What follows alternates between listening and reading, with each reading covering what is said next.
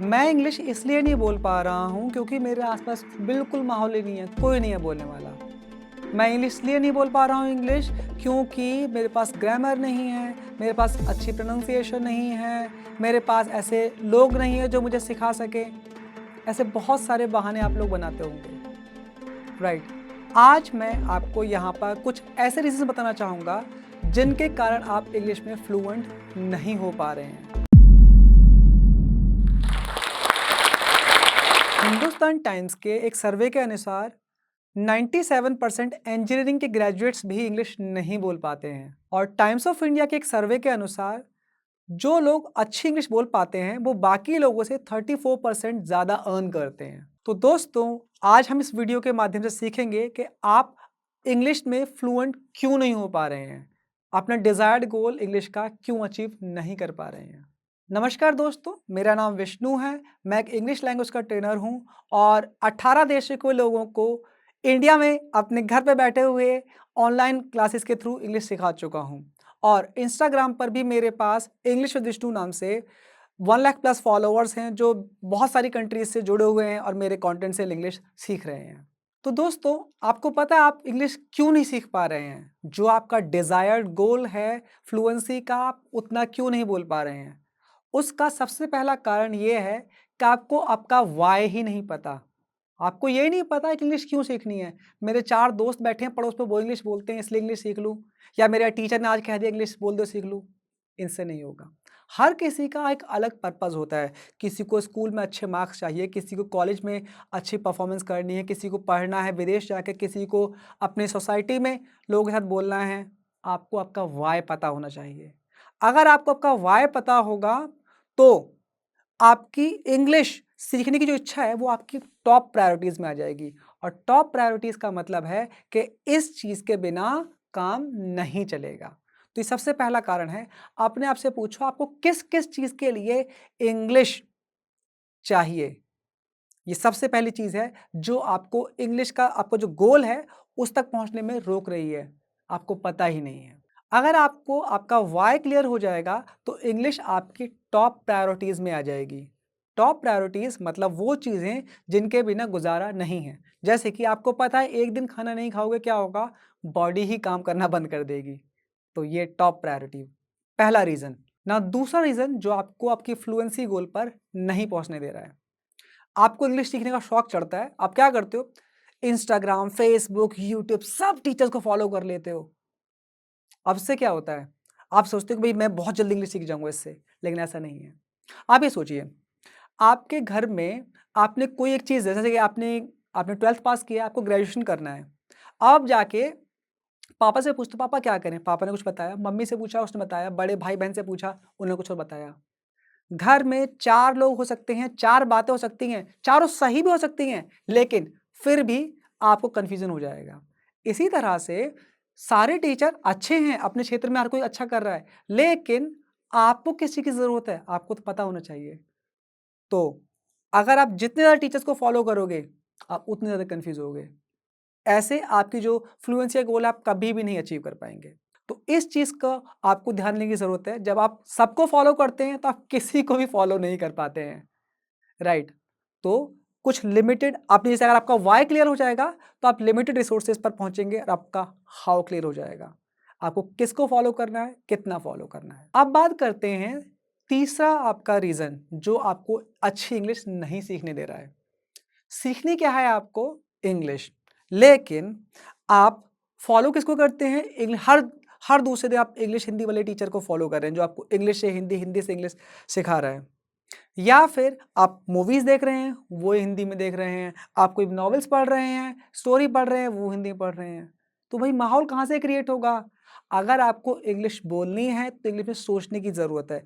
English में सोचना आप तभी शुरू करेंगे, जब अपने आस-पास माहौल क्रिएट करेंगे।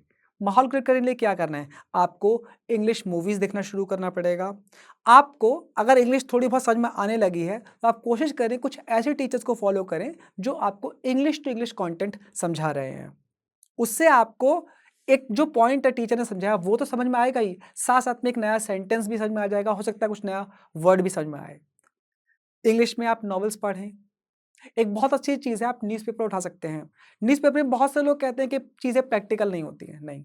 न्यूज़पेपर एक ऐसा रिसोर्स है जिसमें सब कुछ होता है। आपको अगर स्पोर्ट्स में इंटरेस्ट है, आप स्पोर्ट्स से रिलेटेड चीज़ें पढ़ सकते हैं। आपका सिनेमा वर्ल्ड में इंटरेस्ट है, आप उससे रिलेटेड चीज़ पढ़ सकते हैं। आप जिस भी चीज़ में आपका इंटरेस्ट है, चाहे वो पॉलिटिक्स है, एजुकेशन है, सभी चीज़ों से संबंधित चीज़ें आपको मिल जाएँगी। वहाँ से उठा के उसको पढ़ना शुरू कीजिए।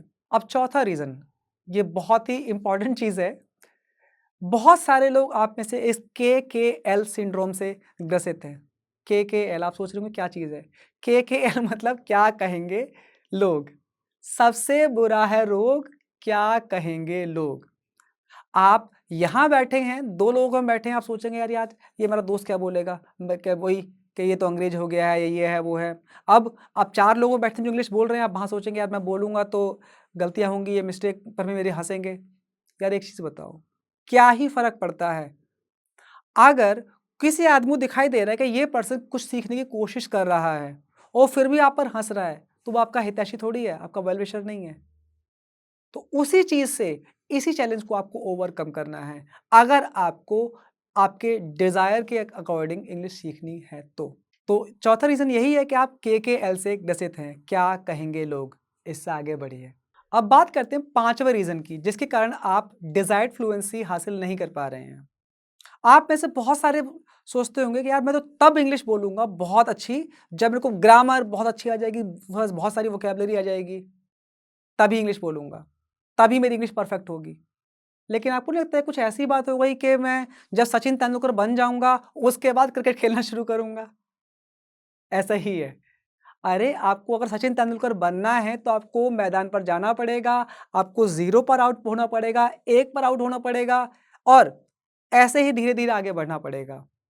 मतलब कहने का ये है, जैसे सचिन तेंदुलकर जी 0 पर आउट हुए, उन्होंने 1 रन बनाया, 2 रन बनाया, 20 रन बनाए और फिर जब उनको लगा 20 रन बन चुके हैं, अब 50 भी बन सकते हैं, 100 भी बन सकते हैं। तो कहने का मतलब यही है, अगर आपको अच्छी इंग्लिश बोलनी है, तो आपको गलत सेंटेंसेस भी बोलने पड़ेंगे। लोगों को मौका देना पड़ेगा कि वो आपका मज़ाक बनाएँ। मज़ाक बनाने का मतलब यहाँ पर ये नहीं है कि भई आप कह रहे हो कि आओ मेरा मज़ाक बनाओ। और कई बार हो जाता है कि लोग आपका मज़ाक नहीं बना रहे हैं, आपकी बात इतनी फ़नी हो जाती है कि घर पर भी लोग हँस जाते होंगे। तो इस चीज़ से आगे बढ़िए।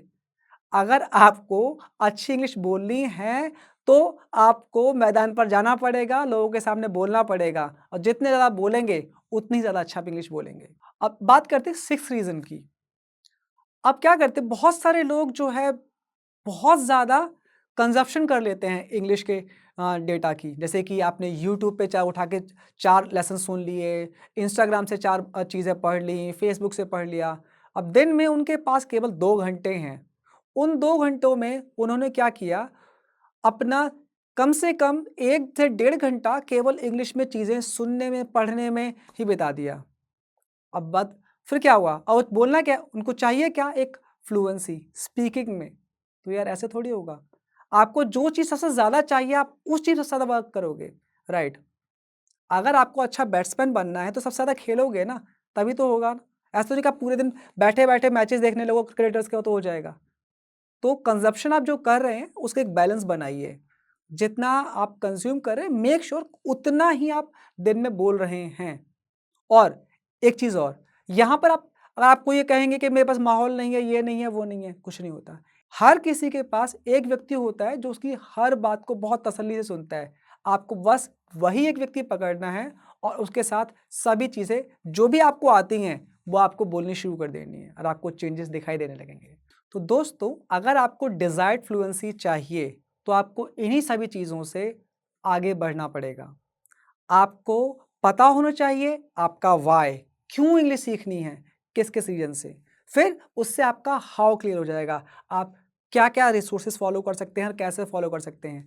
हम उस एज में रह रहे हैं जहाँ पर एक गाँव में, मैं अपने गाँव की बात करता हूँ, जिला मुरादाबाद, यूपी के अंदर एक छोटा-सा गाँव शरीफ़नगर। मेरे गाँव में बैठे हुए बच्चे यूपीएससी की तैयारी करके सिविल सर्विसेज़ में जा चुके हैं। डॉक्टर्स हैं, इंजीनियर्स हैं, वो नेटफ्लिक्स की मूवीज़ भी देखते हैं, वो शेयर मार्केट में इन्वेस्ट करते हैं और यही मोबाइल का यूज़ आप ढंग से करेंगे, तो आप भी बहुत सारी चीज़ें सीख सकते हैं।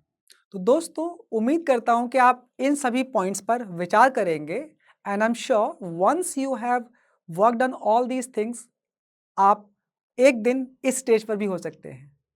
धन्यवाद। क्या आप डेली अपने दिन के सिर्फ 15 मिनट दे सकते हैं? हाँ जी, सिर्फ 15 मिनट। और बदले में मैं आपको क्या दूंगा?